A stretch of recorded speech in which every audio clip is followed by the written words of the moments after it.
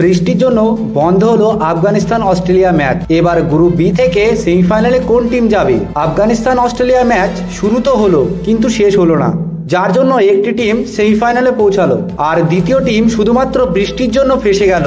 তো বন্ধুরা, কোন টিম ফাঁসলো এবং কোন টিম কোয়ালিফাই করলো সেমিফাইনালের জন্য সবকিছুই জানবো এই ভিডিওর মধ্যে। তো বন্ধুরা, রাশিদ খান, মোহাম্মদ আবির মধ্যে আপনার ফেভারিট খেলোয়াড়কে কমেন্ট করে জানাবেন। আফগানিস্তান টিম প্রথমে ব্যাট করতে এসে 50 ওভারে 273 রান বানায়।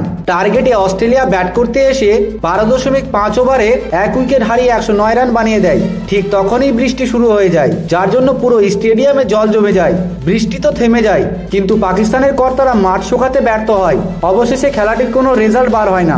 নতুন সমীকরণ হিসাবে কোন টিম বার হয়ে যাবে এবং কোন টিম সেমিফাইনালে পৌঁছাবে সেটি আমি আপনাদেরকে বলে দিচ্ছি।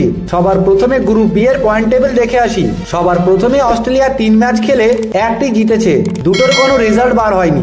অস্ট্রেলিয়ার পয়েন্ট 400 বাদে অস্ট্রেলিয়া ডাইরেক্ট সেমিফাইনালের জন্য কোয়ালিফাই করে গেছে। অস্ট্রেলিয়ার নেট রান রেট +0.475।